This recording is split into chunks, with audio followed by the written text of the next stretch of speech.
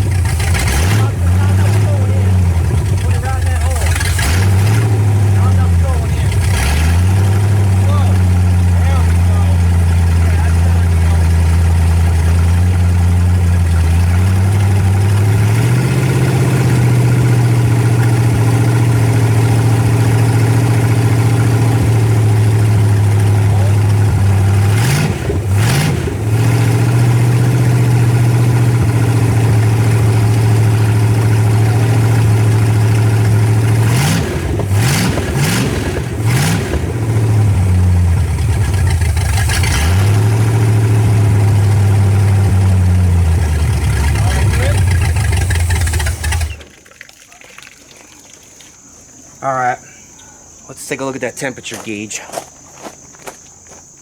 I haven't been able to get it to idle. Oh, it's still coming up yet. I'm trying to get it to idle. It's not liking that. All right, why don't I have you take a break and fire it back up for me? Okay. We're moving a lot of chocolate. We're moving a lot of rust water out of there. Yes, we are. All right. We'll just start. All you need is you probably just can reach in and just turn that key. Once I get her to idle, she'll be fine. I can set this carburetor.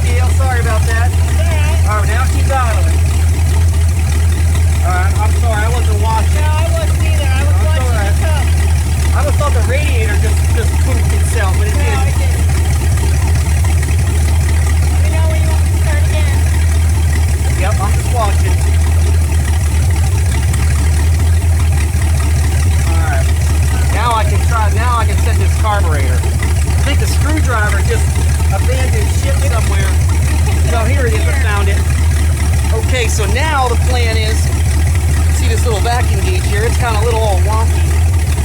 So it's sitting there. All right, you can add some more, Gail. Let's go check that temperature gauge.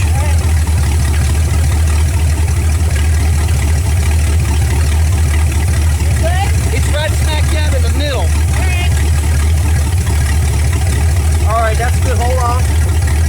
Now we're going to set this carburetor. Fine.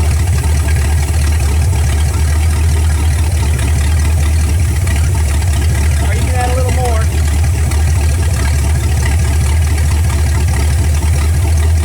All right, now we're going to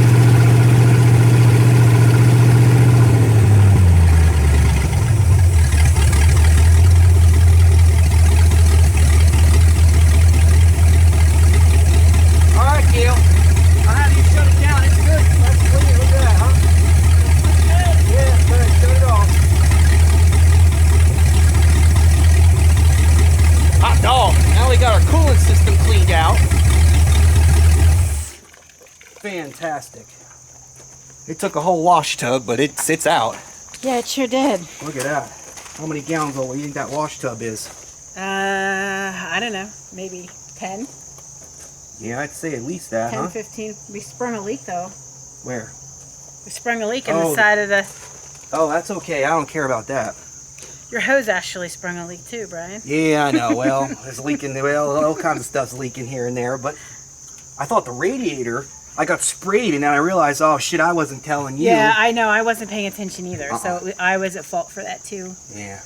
All right. Well, I guess at this point, we've just exchanged the coolant. Boy, she's a little cranky with her cold start. She don't like the start, so hopefully when we get this carburetor tuned, we'll be better off. So, all right. I think what we're gonna do is we're gonna cut the video here, and then we'll come back. I'll give Gail the camera, and then we will try to set this timing and put some fresh coolant in it, and then we'll be closed up, and then we'll now monkey around with maybe some timing adjustments or carburetor tuning, because I can't get to that one screw. So what do you think? We good? Sounds like a plan. All right, let's cut this tape here. If you do that for me, that'd be appreciated. I can do that.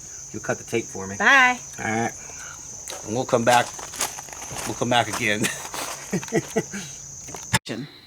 But now it's time for your 8 seconds with Gail. Hey guys, you like what you see? You do? Fantastic. Do me a favor and hit that subscribe button there for me, and you get to see a whole lot more. Thank you. I want to see a whole lot more too. Did you hit that subscribe button? I hope you hit that subscribe button. All right, back to the video. All right, well, we're going to show you how much crap and rust and junk has come out of this engine block. And it looks like a big, I don't know, tub of brown, shitty water. So that's what was in the engine block, and that's what kept ruining the antifreeze. And I don't know about you, but I'm fussy when it comes to clean cooling system, as with any maintenance. I don't really want rusty water moving around in my cooling system, clogging my radiator. So the whole idea behind this, now, kids, if you're going to try this at home, and you don't want to pay an auto repair shop to do this kind of setup, you got to be damn careful. Like what we've been doing, you know, you're going to get burned, and you got to have a bucket, because if your neighbors will lose their minds if they see you pouring this crap all over their driveway or the grass. But you got to be really man up on it, and you got to be careful, because you know you don't want to get burned, and you don't want to overheat the engine. So in actuality, Gail and I should have had one more person in the car watching the temperature gauge, because you notice I've been sprayed with hot water, rust water, because I wasn't telling Gail, all right, I don't need any more water. So anyway, so that's the crap we get out of it, and Gail happened to notice that our bucket has a hole in it, so it is peeing out on the ground now. But so when we cut this tape, or we stop this video, we will get something under there so we can get it in buckets and get rid of it. So, all right, we'll see you when we're going to set the carburetor in a short bit.